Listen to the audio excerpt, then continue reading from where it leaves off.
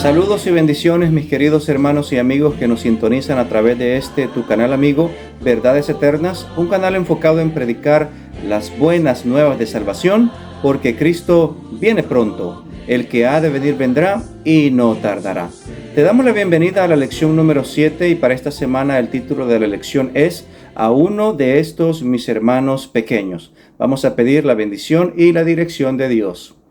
Amado Padre que estás en los cielos y en todo lugar, santificado y glorificado sea tu nombre. Gracias te damos, Señor, porque nos permites estudiar una lección más, a lo cual pedimos tu bendición y tu dirección mediante tu Santo Espíritu para que podamos comprender lo que leemos y podamos ponerlo en práctica. Lo pedimos en el nombre de Jesús. Amén. Amén.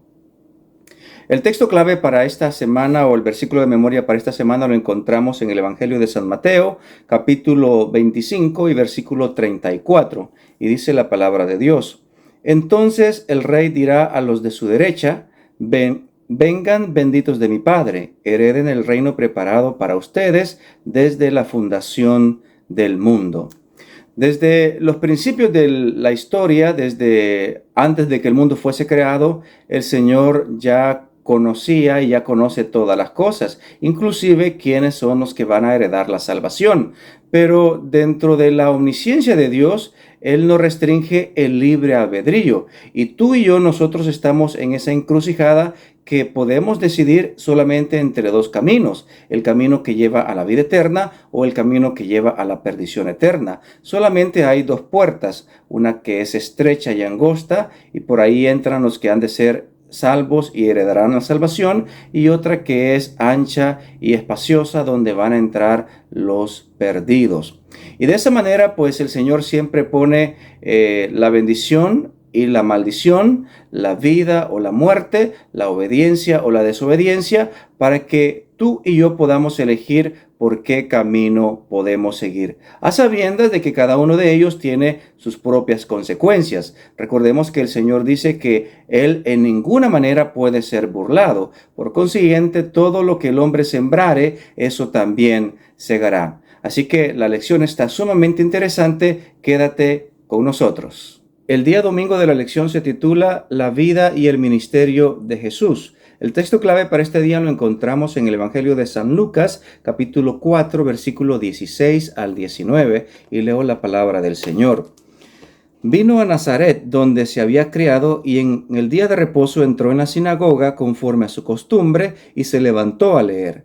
Y se le dio el libro del profeta Isaías, y habiendo abierto el libro, halló el lugar donde estaba escrito: El Espíritu del Señor está sobre mí, por cuanto me ha ungido para dar buenas nuevas a los pobres. Me ha enviado a sanar a los quebrantados de corazón, a pregonar libertad a los cautivos y vista a los ciegos, a poner en libertad a los oprimidos, a predicar el año agradable del Señor.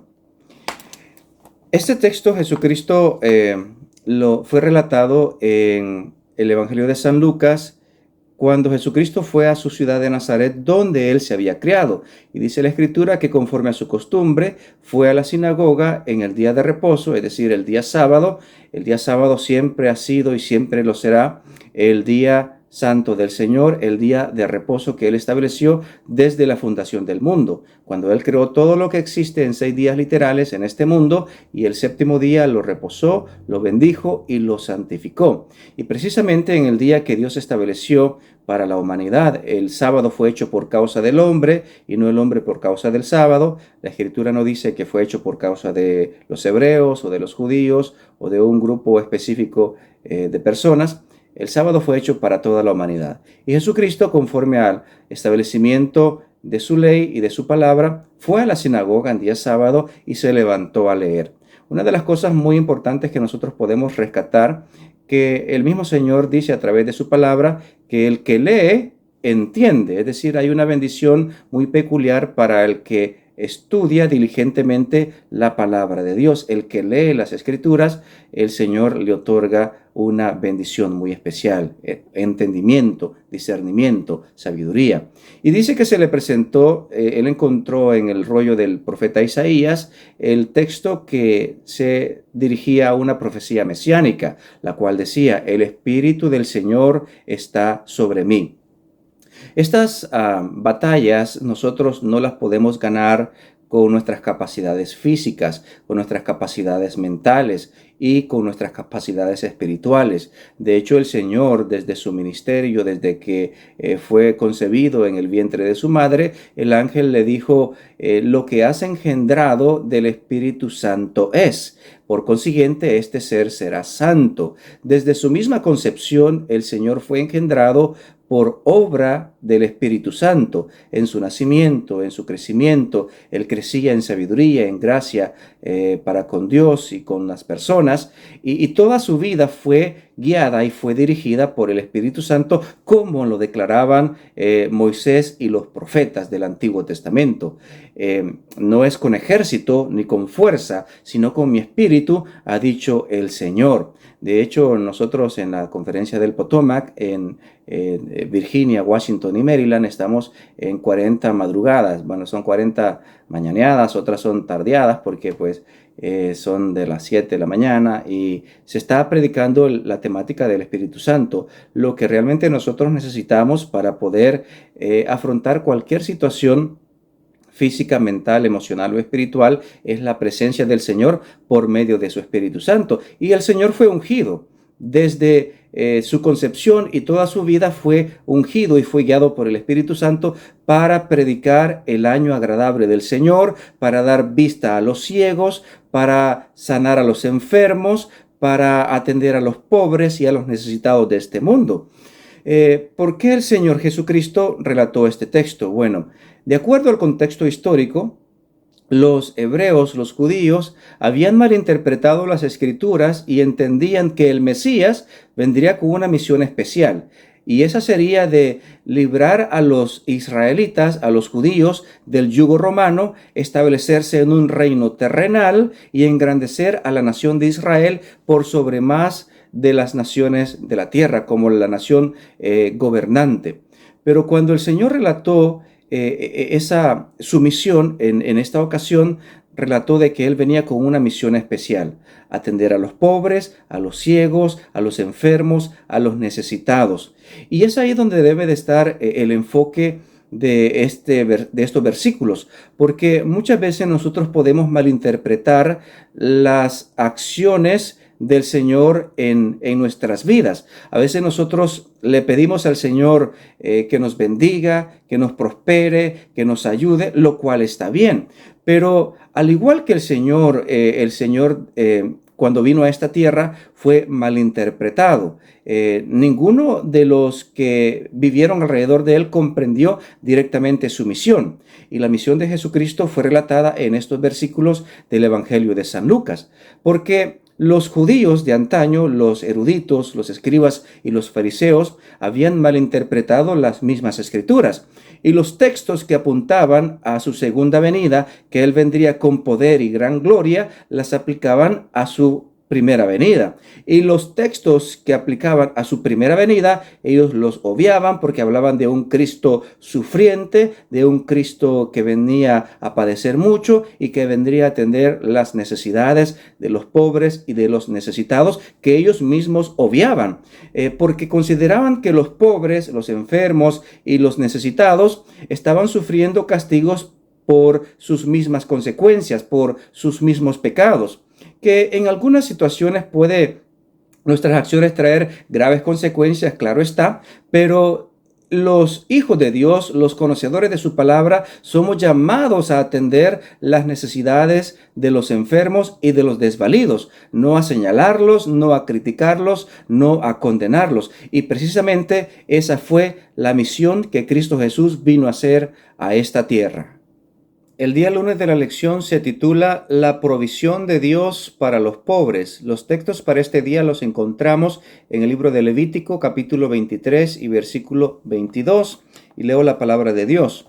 Cuando segareis la mies de vuestra tierra, no segaréis hasta el último rincón de ella, ni espigarás tu siega. Para el pobre y para el extranjero la dejarás. Yo Jehová vuestro Dios. El siguiente versículo lo encontramos en Deuteronomio capítulo 15 y versículo 11. Y dice la palabra de Dios: porque no faltarán menesterosos en medio de la tierra, Por eso yo te mando diciendo, abrirás tu mano a tu hermano, al pobre y al menesteroso en tu tierra. Muy bien. Es interesante que el Señor no nunca ha dejado de lado a los pobres, a los menesterosos y a los necesitados. De hecho, en la lección del día domingo encontramos de que la misión de Jesucristo fue precisamente atender las necesidades de los necesitados mayormente. Y de esa manera Él nos ha dejado ejemplo. Ahora, aquí dice la escritura en el libro de Levítico y en el libro de Deuteronomio que nosotros cuando espiguemos o cuando seguemos nuestra tierra, no seguimos hasta el último rincón porque debemos de dejar algo para los pobres, porque siempre habrán pobres y menesterosos, extranjeros, viudas, huérfanos, desvalidos, necesitados. Y Dios se acuerda de ellos. Y precisamente el Señor permite que hayan necesitados en este mundo para que nosotros no nos vanagloriemos y no nos enorgullezcamos. De esa manera, al compartir con nuestros hermanos, podemos nosotros tener el Espíritu de Cristo de igual manera. Y otro aspecto también que es bueno recalcarlo o enfatizarlo es que si bien es cierto hoy en día hay unas distorsiones enormes entre hombres que tienen y acumulan grandes riquezas y hay personas que no tienen ni para comer y hay una disparidad entre esas dos partes. Precisamente esto es lo que ha ocasionado la pobreza en este mundo, es decir, el egoísmo, la ambición, el anhelo de tener cosas materiales y de recaudar riquezas enormes, colosales. Que hay gente que no puede gastar esas riquezas ni en 20 generaciones que puedan tener porque son enormes. Y hay gente que apenas tiene para vivir. Hay gente de que vive con menos de 5 centavos de dólar. En algunos países como en el África, en nuestros países centroamericanos, latinoamericanos, mucha gente viviendo en los crematorios, en los tiraderos de basura. Y hay mucha necesidad. Este servidor, la primera ocasión que fue a un lugar de esos, a un crematorio, a un tiradero de basura, me llevé una impresión. Yo tenía creo que una edad de 7 años y pues gracias a Dios yo he tenido unos padres sumamente responsables que siempre proveyeron para mis hermanos y para mí, e inclusive para personas allegadas a nosotros, el sustento diario, el abrigo diario. De hecho, yo me crecí en un lugar bastante pobre, en una casita de adobe, donde había muchas limitaciones económicas, pero mi padre emigró para este país y gracias al Señor nos pudo sacar adelante. Bueno, hoy en día muchos padres irresponsables dejan tirados a sus hijos para que ellos anden mendigando por las calles y eso es un crimen atroz. Muchas madres irresponsables andan dando a luz hijos que no pueden mantener, se dejan llevar por la lujuria y por la prevaricación y luego dan a luz hijos y se engrandecen familias que ellos mismos no pueden sostener. Esto es sumamente irresponsable y es un crimen atroz traer hijos a este mundo que uno no pueda proveerles el sustento diario o las necesidades básicas. Pero bueno, dentro de todo esto, el Señor nos manda a cada uno que a pesar que no tengamos grandes riquezas, pero que sí tenemos muchas bendiciones en abundancia, que podamos compartir de las bendiciones que Dios nos da a cada uno de nosotros. Y esas bendiciones tienen que ser dirigidas a los pobres, a los menesterosos, a los necesitados, a las viudas, a los huérfanos, a los enfermos. Y esto sería, pues ya que nosotros no nos dedicamos a la agricultura, podemos apartar una parte de nuestros ingresos. El Señor dice, no agarren todo la cosecha del campo, sino que dejen algo para los pobres. Yo soy Jehová, yo lo he mandado. Y de igual manera nosotros podemos dejar una parte de nuestros ingresos para los necesitados. De hecho, en los estudios de esta lección, este servidor encontró una lección muy importante donde los israelitas, los hebreos, aplicaban un segundo diezmo. Y ese segundo diezmo lo aplicaban cada 3 años y era destinado totalmente para los pobres, para los necesitados. Es decir, cada 3 años ellos apartaban otro diezmo de sus ingresos que era destinado para esta causa. Recordemos de que el Señor dice en su palabra que nos tomará en cuenta nuestras acciones, si dimos de comer, de beber, si le visitamos, si le cubrimos, y cuando los justos le pregunten al Señor, Señor, ¿cuándo hicimos estas cosas por ti y te servimos? Él responderá, por cuanto lo hiciste a uno de estos mis hermanos pequeños, a mí me lo hiciste.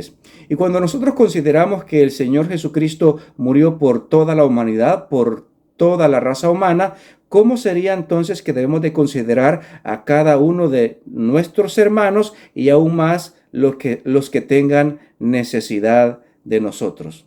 Que podamos meditar en esta pregunta tú y yo en este momento.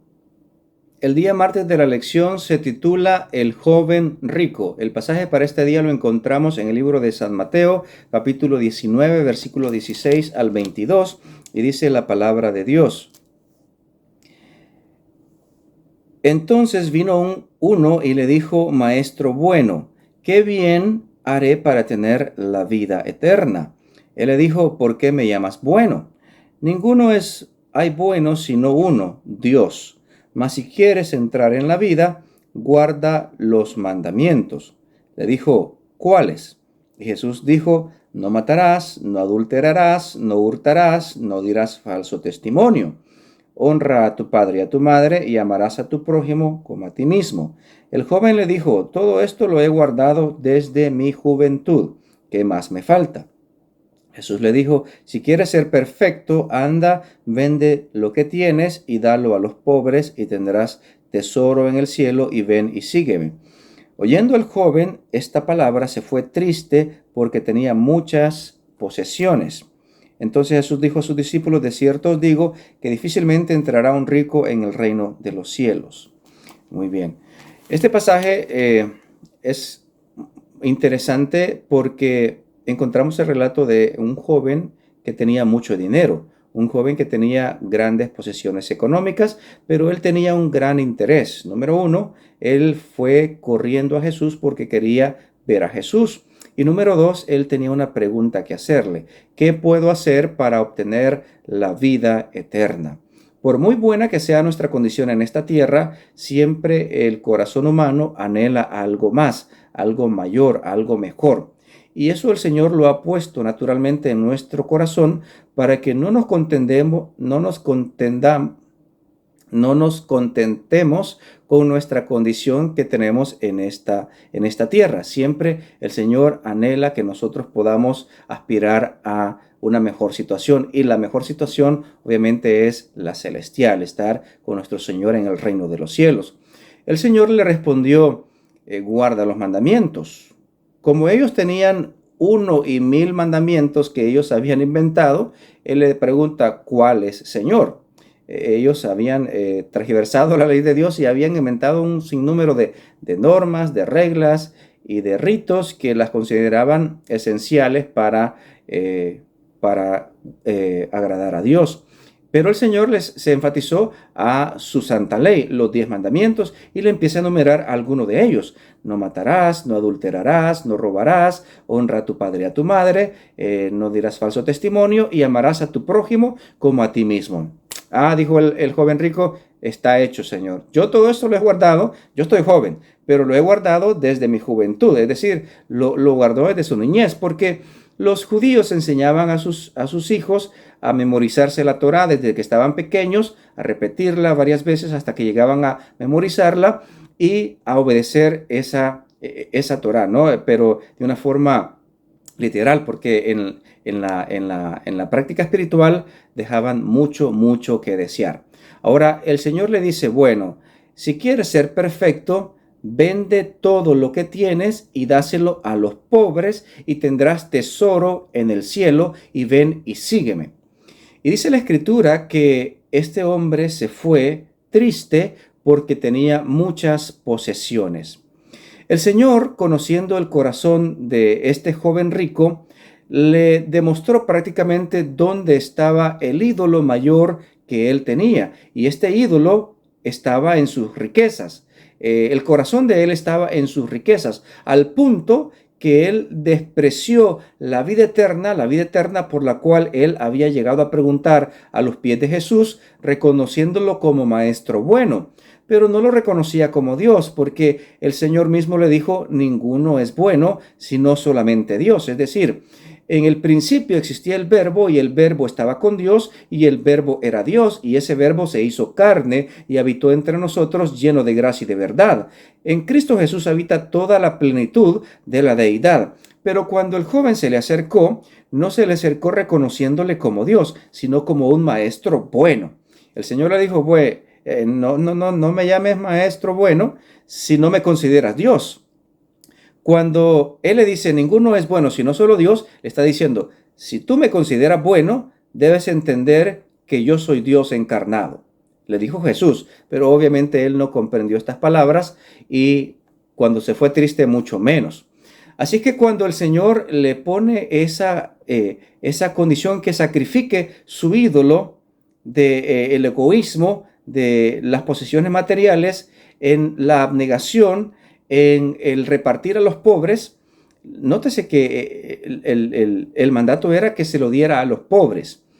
Y el joven rico, se fue muy triste porque él tenía muchas posesiones. De acuerdo a un historiador bíblico, este joven rico posiblemente tenía la edad de unos 16, 17 años cuando tuvo este encuentro con Jesús. Lastimosamente, 40 años más tarde, este hombre pues ya posiblemente tenía algunos 55, 57 años, fue la destrucción de Jerusalén, donde él perdió su vida y también perdió todas sus posesiones. El Señor le había dado la oportunidad que rindiera este ídolo y que luego le siguiera y tuviera un lugar con los discípulos de Jesús, porque le dijo, vende todo lo que tienes, dáselo a los pobres, ven y sígueme y tendrás tesoro en el cielo. Es decir, cuando nosotros hacemos actos de abnegación y atendemos las necesidades de los pobres, es ahí donde nosotros estamos invirtiendo en el banco celestial. Es ahí donde estamos nosotros invirtiendo en los tesoros celestiales. Cuando damos a los pobres, no cuando damos al que tiene, porque muchas veces el Señor dijo, pero si vosotros dais al que tiene para que Él les devuelva, ¿qué hacéis de más? No hacen lo mismo los gentiles. Cuando vosotros saludáis solamente a los que los saludan, o cuando amáis solamente a los que los aman, ¿qué hacéis de más? No hacen lo mismo los hipócritas. El Señor nos pide que cuando nosotros hagamos banquete, cuando celebremos algo, cuando demos algo, lo enfoquemos en el necesitado, no en el que nos puede devolver el favor, porque entonces no hacemos de más. Cuando damos al necesitado, entonces hacemos tesoro en el cielo. Y quiero hacer énfasis en esto, porque es ahí donde nosotros invertimos nuestro dinero en los bancos celestiales, atendiendo a los pobres de este mundo, a los necesitados de este mundo. Y luego el Señor le dijo, ven y sígueme. Es decir, el Señor le estaba poniendo un lugar entre sus discípulos y le estaba poniendo un lugar entre el círculo más cercano de Jesús cuando él dependiera totalmente de Dios. Pero él rechazó la oferta, se fue muy triste y 40 años después, posiblemente con riquezas aún más acumuladas, él perdió todo lo que tenía, perdió inclusive su vida y también perdió la vida eterna porque despreció el llamado que Dios le hizo en esta ocasión. Amados hermanos, en un momento nosotros podemos perderlo todo. En este momento están pasando imágenes terribles del terremoto que sucedió en Siria y en el otro país vecino, y edificios enormes se vinieron abajo y enterrando a miles de personas. Hasta este momento van aproximadamente 11,000 muertos y miles de desaparecidos. Es decir, la vida se puede acabar en un momento. Este joven rico inclusive tuvo 40 años más de gracia, pero solamente los vivió para vivir egoístamente, porque al final perdió la oferta de la vida eterna y también perdió su vida y todo lo que tenía. Que esto sea un llamado de atención para que nosotros podamos no rechazar el llamado de Dios de poder atender las necesidades de los pobres. A este se le dijo que vendiera todo lo que tenía y que lo diera a los pobres, pero el Señor también nos puede hacer un llamado a nosotros y nos hace un llamado constante que de lo que tenemos nosotros podamos atender las necesidades de los que más necesitan en este mundo. El día miércoles de la lección se titula Zaqueo. El texto clave para este día lo encontramos en el Evangelio de San Lucas, capítulo 19, versículo del 1 al 10, y leo la palabra de Dios. Habiendo entrado Jesús en Jericó, iba pasando por la ciudad y sucedió que un varón llamado Zaqueo, que era jefe de los publicanos y rico, procuraba ver quién era Jesús, pero no podía a causa de la multitud, pues era pequeño de estatura. Y corriendo delante subió a un árbol sicómoro para verle, porque había de pasar por allí. Cuando Jesús llegó a aquel lugar, mirando hacia arriba, le vio y le dijo: Zaqueo, date prisa, desciende, porque hoy es necesario que pose yo en tu casa. Entonces él descendió a prisa y le recibió gozoso. Al ver esto, todos murmuraban diciendo que había entrado a posar con un hombre pecador. Entonces Zaqueo, puesto en pie, dijo al Señor: He aquí, Señor, la mitad de mis bienes doy a los pobres, y si en algo he defraudado a alguno, se lo devuelvo cuadruplicado. Jesús le dijo: Hoy ha venido la salvación a esta casa, por cuanto él también es hijo de Abraham, porque el Hijo del Hombre vino a buscar y a salvar lo que se había perdido. Aquí encontramos otra lección de este personaje llamado Zaqueo, que era muy rico. Al igual que la lección de el joven rico, este hombre también tenía mucho dinero. Y este dinero lo había logrado a través de una posición que los romanos daban a ciertos judíos de recolectores de impuestos. Por esta razón, los recolectores de impuestos eran muy odiados por el resto del pueblo, porque no solamente recolectaban los impuestos para los romanos, sino que también imponían impuestos para ellos mismos. Es decir, si tenían que cobrar $100 de impuestos, posiblemente ellos cobraban 200 y bajo la autoridad romana los judíos tenían que pagar esa cantidad. Entregaban el porcentaje a los romanos y ellos se quedaban con el resto. Practicaban el robo, el fraude, el hurto, y habían acumulado muchas riquezas. De hecho, uno de los discípulos de Jesús fue Mateo. También Mateo era recolector de impuestos. Y cuando Zaqueo se enteró de que Jesús iba a pasar por la ciudad, tenía ansia de verlo, de conocerlo, porque Jesús era un hombre muy famoso en aquellos entonces. Y cuando él se enteró de que estaba pasando, dice que procuraba verlo y brincaba por un lado y brincaba por otro, porque la multitud rodeaba al Señor, pero como era pequeño de estatura, no podía verlo. Así que él se adelantó a la caravana y se subió a un árbol de sicómoro. Y cuando Jesús iba pasando por ahí, se detuvo, vuelve a ver hacia el sicómoro y le dice a Zaqueo: Zaqueo, baja del árbol, porque me es necesario posar hoy en tu casa. Y cuando Zaqueo se vio que todas las miradas estaban dirigidas a él, este hombre que nadie lo volteaba a ver por desprecio, bajó corriendo y recibió a Jesús gozoso en su casa. Y dice la Escritura que él dijo: Señor, si la mitad de mis bienes doy a los pobres, y si en algo he defraudado a alguien, lo devuelvo cuadruplicado. Aquí nosotros vemos un énfasis muy importante en la correlación que hay entre este pasaje y la actitud del joven rico, que si bien es cierto, el Señor no le dijo a Zaqueo que diera todo lo que tenía, todas sus riquezas, para que las vendiera y las diera a los pobres, y que al joven rico sí. Porque si vemos de que Zaqueo voluntariamente, al llegar Jesús a su casa, él ofrece la mitad de sus riquezas para dársela a los pobres. Es decir, el ídolo de Zaqueo, si bien es cierto, tenía un problema con el fraude, con el hurto y el cobrar de más, que no lo hacía todo el tiempo, porque él también repone esta condición cuando él dice: si en algo he defraudado a alguien, lo devuelvo cuadruplicado. Es decir, él corrigió su error. Pero vemos de que él, de su misma voluntad, el Señor no le pidió nada. Él ofrece dar la mitad de sus riquezas para los pobres, y el Señor le dice: ahora ha llegado la salvación a este lugar, porque el Hijo del Hombre vino a buscar y a salvar lo que se había perdido. Porque muchos estaban criticando al Señor, que había entrado en la casa de un recaudador de impuestos, de un pecador.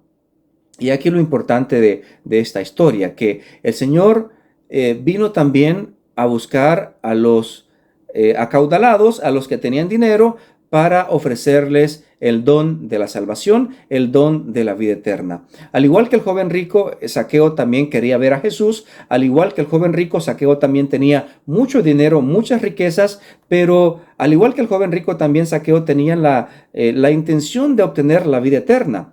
Pero hasta ahí llegaron las similitudes, porque el joven rico se fue triste y desconsolado porque él tenía muchas posesiones, pero Zaqueo le recibió gozoso. Zaqueo le recibió feliz. Y cuando Zaqueo le recibe gozoso y feliz, la mitad de sus bienes, la mitad de sus riquezas, las dedica a los pobres y se las entrega a los pobres. Y la otra parte que también él hace una enmienda. Él enmienda su mala actitud y él dice: si en algo he defraudado a alguien, le devuelvo el fraude cuadruplicado. Es decir, si defraudó a alguien con $100, él lo devolvió en $400, por ponerlo en números exactos.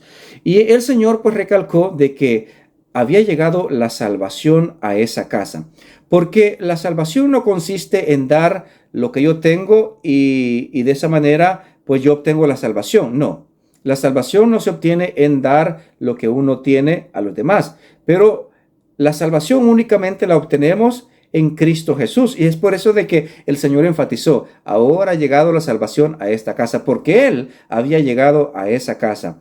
Como lo dijo el apóstol San Pablo: si yo repartiera todos mis bienes para dar de comer a los pobres y no tengo amor, de nada me sirve. Y el amor, recordemos de que no es un sentimiento, no es una emoción. El amor es una persona, y esa persona se llama Cristo Jesús, porque el que no ama no ha conocido a Dios, porque Dios es amor. De esa manera la salvación llegó a esa casa en la persona de Cristo Jesús, y porque Zaqueo recibió a Cristo Jesús en su vida, en su casa y en su corazón, hubo un fruto de ese recibimiento, y ese fruto se mostró en acción de gracia, dando la mitad de todo lo que tenía para los pobres y devolviendo cuadruplicado a los que él había defraudado.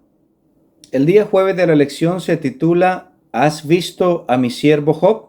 El texto clave para este día lo encontramos en el libro de Job, capítulo 29, versículo 12 al 16, y leo la palabra de Dios.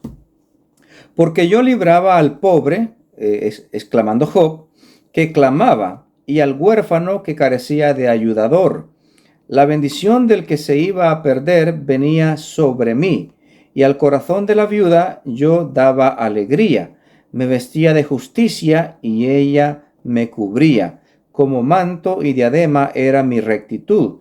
Yo era ojos al ciego y pies al cojo. A los menesterosos era padre, y de la causa que no entendía me informaba con diligencia. Impresionante el relato bíblico para este día. ¿Has visto a mi siervo Job? Cuando el Señor señaló la integridad, la perfección del carácter de su siervo Job, él relató en el capítulo 1, en los primeros versículos, que Job era íntegro, temeroso de Dios y apartado del mal, que no había otro como él en toda la tierra. Y este hombre era riquísimo en ganado, en posesiones, en tierras, en hijos, inclusive tenía 10 de ellos, y cada uno pues de ellos hacía banquete en tiempos determinados en cada una de sus casas. Y Job, en un momento determinado, él pues se vio en encrucijada en una controversia entre Dios y Satanás, y él pues se ve en el epicentro de esa encrucijada, que Dios señalaba que Job era íntegro, que lo amaba de corazón y que le servía de corazón, y Satanás decía que no era cierto, que Job nomás le servía a Dios por interés, porque lo había protegido, lo había prosperado, lo había engrandecido, y que por eso Job servía a Dios. Cuando Dios le permite a Satanás que toque todo lo que tiene, en un solo día perdió todo su ganado, todos sus siervos, inclusive todos sus hijos. Y en otra ocasión el Señor le dice a Satanás, has visto a mi siervo Job, que aunque me incitaste a obrar en contra de él, a hacer mal, a hacerle mal, todavía me sirve, todavía me ama, todavía me clama y está íntegro. Bueno, le dijo Satanás, piel por piel, el hombre dará todo lo que tiene por su vida. Tócale su hueso y su carne y verás si no te maldice en tu rostro. Y el Señor le dice, bueno, está en tus manos, haz lo que quieras con él, pero solamente que no le quites la vida. Y viene Satanás y lo enfermó con una llaga tormentosa, al punto de que Job lamentaba el día que nació, pero inclusive su esposa le dice, ¿para qué retienes tu integridad todavía? Clamas a tu Dios, maldice a tu Dios y muérete, haciendo un instrumento de lo que Satanás estaba señalando a Job que él haría al momento de que él perdiera todos sus bienes, inclusive su misma salud.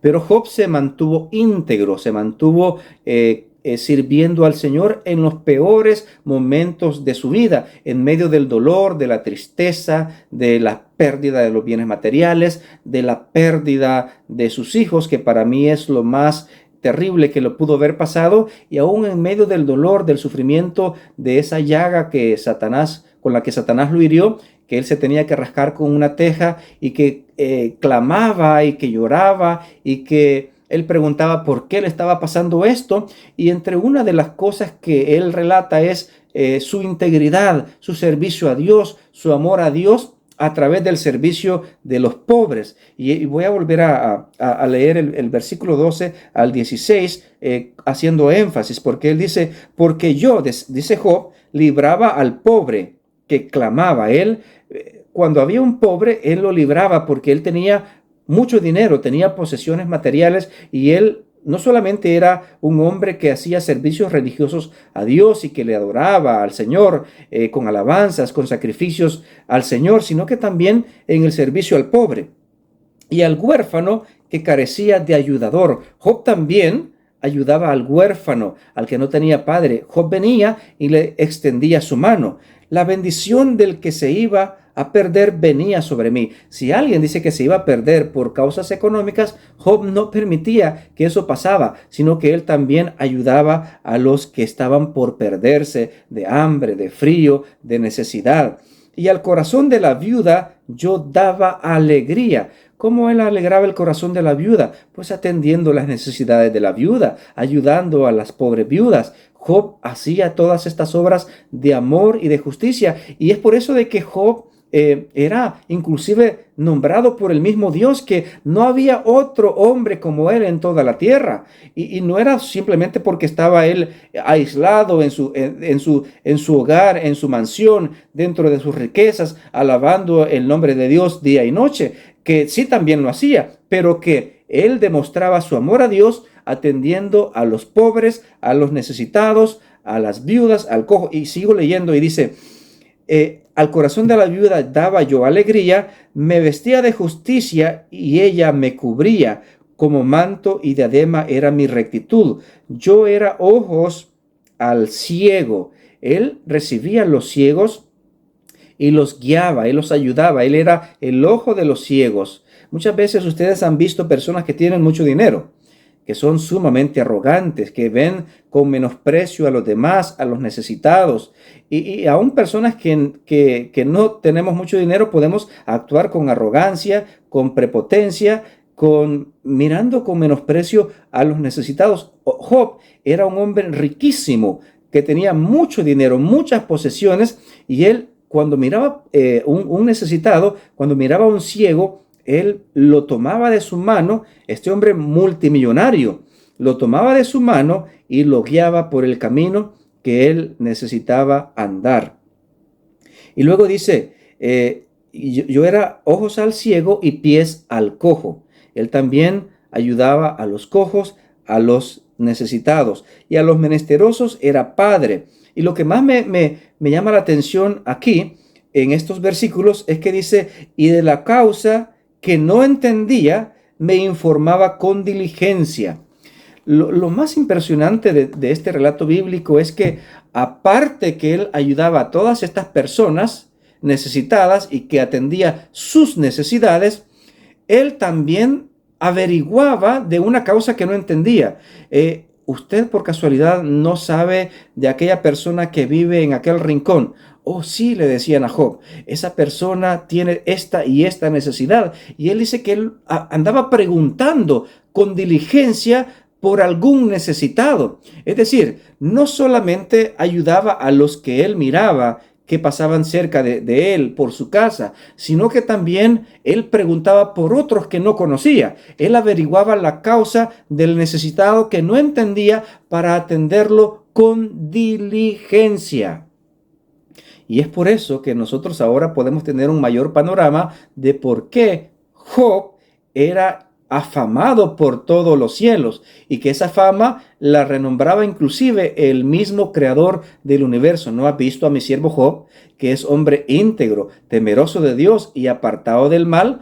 ¿Por qué Job era renombrado? Por estas razones, porque atendía a la causa de los afligidos, de los necesitados, de los pobres, de las viudas, de los menesterosos. Era ojos al ciego y era los pies de los cojos.